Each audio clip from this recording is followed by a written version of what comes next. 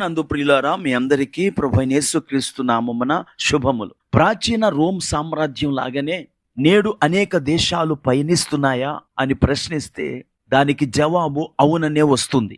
Edward Gibbon అనే ఆంగ్ల చరిత్రకారుడు the history of the decline and fall of the Roman empire అనే పుస్తకాన్ని రాశాడు. ఆ పుస్తకంలో అతడు రోమా సామ్రాజ్యం పతనం అవటానికి 5 ప్రధాన కారణాలను చెప్పాడు. మొదటిది కుటుంబ వ్యవస్థ క్షీణించడం. ఆదికాండము 2:24 వివాహ బంధాన్ని దేవుడే స్థాపించినట్లుగా మనం చదువుతాం. అలాంటి వివాహ బంధాన్ని అగౌరవపరిచి అనేక మంది విచ్చలవిడిగా జీవిస్తూ ఉన్నారు. ఆ విచ్చలవిడితనమే రోమన్ సామ్రాజ్య పతనానికి కారణమైనదని మొదటి కారణంగా గిబ్బన్ చెప్పాడు. ఇక రెండవది అధిక పన్నులు, ఆర్థిక దుర్వినియోగం.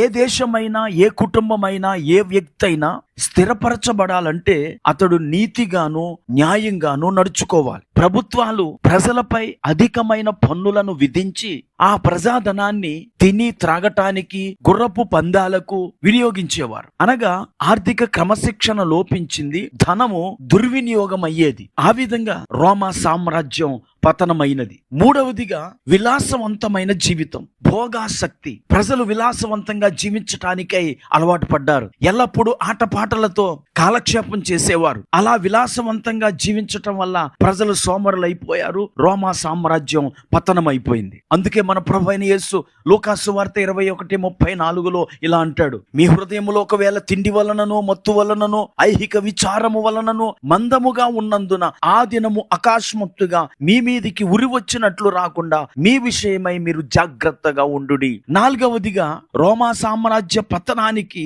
4వ కారణం సమయాన్ని వృధాగా గడిపేస్తూ ఉండేవారు. తద్వారా దేశములో ఉత్పత్తి తగ్గిపోయి వస్తువులకు డిమాండ్ పెరిగి ఆర్థిక సంక్షోభం అలుముకున్నది. అందుకే దేవుని బిడ్డలు అపోస్తలుడైన పౌలు ఎఫెసీ సంఘానికి రాసినటువంటి సూచనను అనుసరించాలి. 5:15 చదువుతున్నాను చూడండి. దినములు చెడ్డవి గనుక మీరు సమయమును పోనీయక సద్వినియోగము చేసుకొనుచు అజ్ఞానుల వలె కాక జ్ఞానుల వలె నడుచుకొనున్నట్లు జాగ్రత్తగా చూచుకొనుడి. ప్రియులారా, ఈ రోజు కూడా అనేక మంది టీవీలకు అతుక్కుపోయి సెల్ ఫోన్ లో రీల్స్ చూస్తూ విలువైన సమయాన్ని వృధా చేస్తూ ఉన్నారు.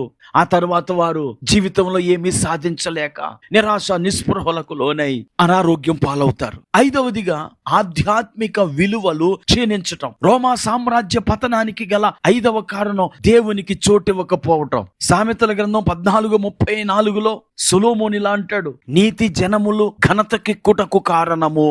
ప్రియులరా, ఆధ్యాత్మిక విలువలను మనము కాపాడుకున్నప్పుడు దేవుడు మనలను తప్పక అభివృద్ధి చేస్తాడు. ఈ రోజు అనేక మంది జీవితాల్లో దేవునికి చోటు ఇవ్వటం లేదు, దైవ భయము లేకుండా జీవిస్తున్నారు. న్యాయాధిపతుల గ్రంథం 21:8 ఇశ్రాయేలీలు పాడైపోవటానికి గల కారణాన్ని అక్కడ పరిశుద్ధాత్ముడిలాగు తెలియచేస్తూ ఉన్నాడు. ఆ దినములలో ఇశ్రాయేలీలకు రాజు లేడు, ప్రతి వాడును తన ఇష్టానుసారముగా ప్రవర్తించుచూ వచ్చెను.